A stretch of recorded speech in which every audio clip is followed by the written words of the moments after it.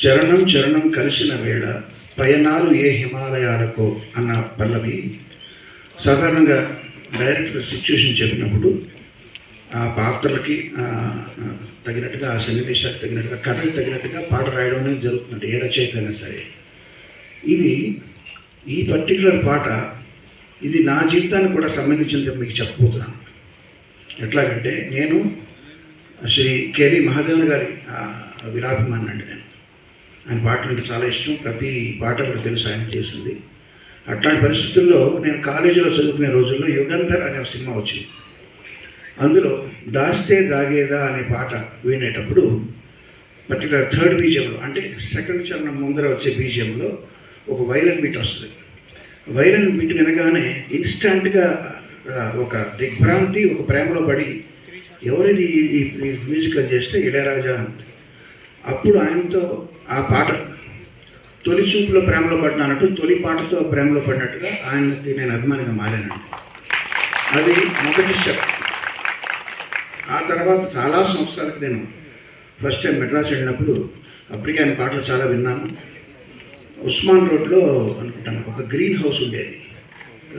ఆ green house పక్క నుంచి నడిచి వెళ్ళేటప్పుడు నడిచేయటం ఎందుకన్నానంటే అప్పుడు నడిచే వెళ్ళటం లేదా మహా అయితే సిటీ బస్సులు ఆటోలు కార్లు కూడా లేవు.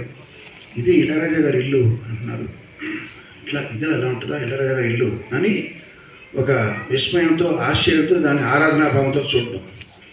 అది నెక్స్ట్ స్టెప్. అంటే ఆయన ఉన్న సిటీకి వెళ్ళడం అనేది నెక్స్ట్ స్టెప్.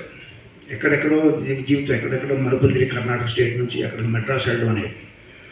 తర్వాత ఆయన అని ప్రత్యక్షంగా కలిసే భాగ్యం కలిగింది. దానికంటే ముందర ఎస్ రాజేశ్వరరావు గారి ఆఖరి అబ్బాయి కోటి అని ఉన్నాడు. ఆ కోటికి డిస్కో విజన్ అనే ఒక మ్యూజిక్ షాప్ ఉంది పానగల్ పార్క్ పక్కన. అక్కడ క్యాసెట్లు కొనుక్కోవడానికి వెళ్ళినప్పుడు పైనంగల్ గుడివిదిల్లై అనే తమిళ సినిమా తాలూకు ఎల్పి ఇక్కడ ప్లే చేస్తూ ఉండేవాడు. అందులో ఒక్కొక్క పాట ఒక్కొక్క ఆణిముత్యం. అవి వింటూ ఇది కదా సంగీతం అంటే ఎలాగా ఎంత అద్భుతం అని అక్కడ మళ్ళీ దిగ్భ్రాంతికి గురి చెందడం, ఆరాధనాభావం పెరగడం అదొక స్టెప్. అయితే తర్వాత అన్వేషణ రిలీజ్ అయింది వంశీ గారు. అందులో కీరవాణి అనే ఒక పాట ఉంది. అది విజేంద్ర ప్రసాద్ గారు ఆ పాట ప్లే చేసి ఆయన కొన్నారు క్యాసెట్ బజార్కి వెళ్ళి. ఒరే ఈ పాట చూడు, ఇట్లా నువ్వు ఎప్పటికన్నా కంపోజ్ చేయగలవా అని చెప్పి నన్ను తిట్టారు. ఇది ఆర్కెస్ట్రేషన్ చూడు అని చెప్పి.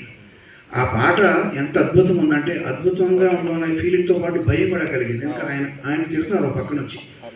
చాలా భయం వేసింది అసలు ఏంటి ఇళయరాజా గారు అని చెప్పి.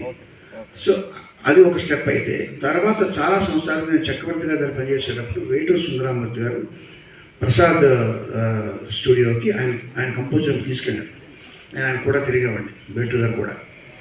అక్కడ నన్ను పరిచయం చేసి మీ భక్తులంటే వీరాభిమానం చెప్తే అక్కడ ఆయన నమస్కరించడం జరిగింది.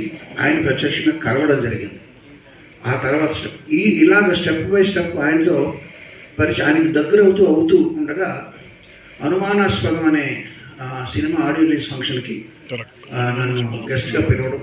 అక్కడ దేవిశ్రీ ప్రసాద్ వీళ్ళందరూ కూడా వచ్చారు. అక్కడ వంశీ గారు నన్ను పిలిస్తే అక్కడికి వెళ్ళి ఆయనతో సంభాషించే అవకాశం కలగడం, ఇంటరాక్ట్ అయ్యే అవకాశం కలగడం, ఇవన్నీ ఒక ఎత్తు. అయితే మోహన్ బాబు గారి సినిమా కూడా గుండెల్లో గోదావరి అనుకుంటా, అక్కడ కూడా ఆయన కలవడం. ఇలా కలుస్తూ ఉన్న తరుణంలో ఆయనకి నేను పాడదాం అనుకున్నాను. ఒక్క పాట కూడా నేను పాడే అదృష్టం రాలేదు. కానీ ఇప్పుడు చెప్పిన అవకాశం ఆయనకు పాట రాసే అవకాశం వచ్చింది. ఇళయరాజా గారి సంగీతంలో నేను పాట రాస్తానని కలవడం కూడా ఊహించలేదు. అట్లా రాసిన తర్వాత ఇప్పుడు ఈ పక్కన ఆయన పక్క కుర్చీలో కూర్చోవడం అనేది ఇది ఎవరెస్ట్ శిఖరం ఎక్కినప్పుడు. ఇప్పుడు చూడండి, నేను చెప్పిన కథ అంతా కూడా ఇది నా కథే. ఇందులో నేను రాశాను తప్ప నేను ఈ సినిమాకి పాట రాశానా, ఈ సినిమా సన్నివేశాన్ని రాసి అనుకోవట్లేదు. ఏదో మళ్ళీ పాడుతున్నా చూడండి. ఏదో ఏ జన్మలోదో ఈ పరిచయం, నీదో నీ వల్ల నాదో ఈ పరవశం, రాగం నీదై